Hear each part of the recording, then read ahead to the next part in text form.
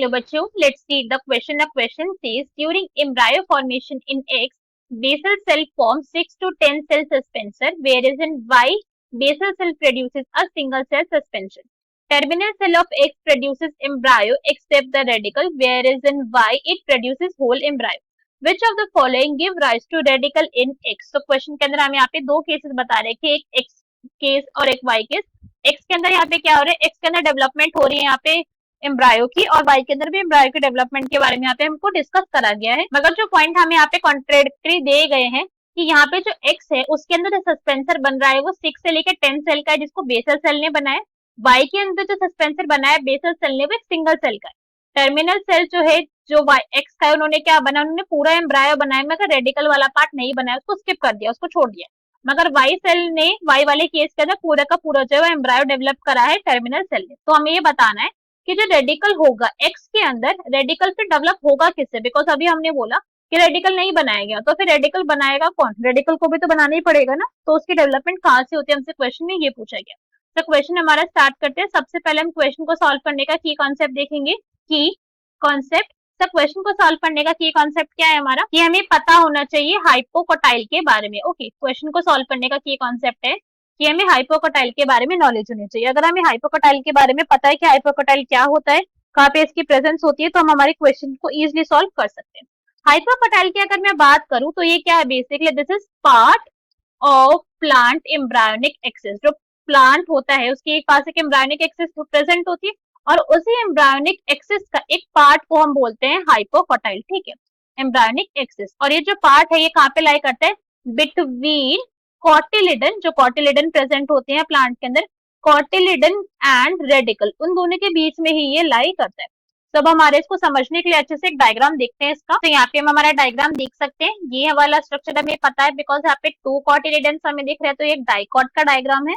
और अगर हम इस वाले स्ट्रक्चर को देखें तो हम बता सकते हैं कि this is the diagram of a monocot, because यहाँ पे एक ही कॉटिलिडन की प्रेजेंस है. डाइकॉट हो या फिर मोनोकॉट हो, बिकॉज इस क्वेश्चन के अंदर हमसे एक्स और वाई के बारे में जिसके बारे में डिस्कस करा गया वो डाइकॉट और मोनोकॉट ही है.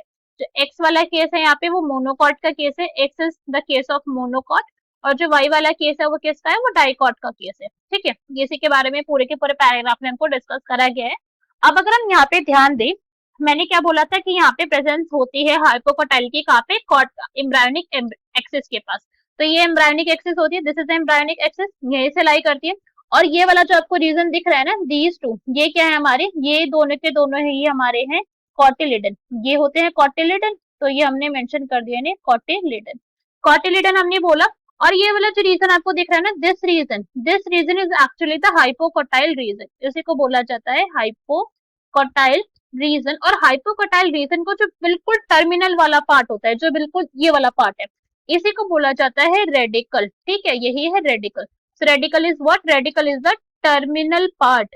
टर्मिनल पार्ट होता है किसका? Terminal part of hypocotyl. Radical की जो फॉर्मेशन हो रही है वो हो भी हाइपोकोटाइल से रही है, अगर हम मोनोकॉट्स की बात करें तब भी, और अगर डाइकॉट्स की बात करें तब भी. दोनों ही केस के अंदर हाइपोकोटाइल से ही जो है एक्चुअली में रेडिकल की फॉर्मेशन देखने को मिलती है. अगर हम इस वाले ये जो लीव्स वाला स्ट्रक्चर आपको देख रहा होगा, ये क्या है? ये दिस इज एपिकोटाइल. ऑल्दो इसका हमें क्वेश्चन के लिए कोई भी रोल नहीं है, बट जस्ट इन केस हमने इसको समझ लिया. और जो आउटर वाली कवरिंग है दोनों की, वो क्या हो जाएगी? वो सीड कोट होगा, दोनों ही मोनोकॉट और डाइकॉट का. सर क्वेश्चन के अंदर हमसे पूछा ही गया था कि जो एक्स वाला केस है, दैट मीन जो मोनोकॉट वाला केस है, उसके अंदर जो यहाँ पे फॉर्मेशन हो रही है रेडिकल की, वो कहाँ से हो रही है? तो रेडिकल की फॉर्मेशन होती है from the hypocotyl. So correct answer क्या हो जाएगा हमारा? That will be C.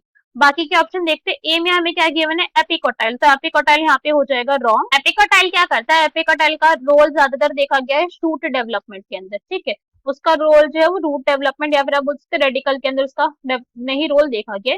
This haustorium, haustorium क्या करता है? ये तो सस्पेंसर बनाता है, हमें पता है हॉस्टोरियम बनवाता है suspensor. This is wrong. D is hypophysis, ये भी रॉन्ग हो गया, बिकॉज हाइपोफाइसिस एक्चुअली में क्या होता है, अगर इसको थोड़ा सा समझे हम कि ये हमने क्या बोला है, ये है हमारा सस्पेंसर. ठीक है, ये हमारे डाइकॉट देख रहे हैं हम किसी भी केस का, डाइकॉट वाले केस का अगर हम यहाँ पे एम्ब्रायो देखें तो this is the suspensor part. ये यहाँ पे प्रेजेंट है सस्पेंसर.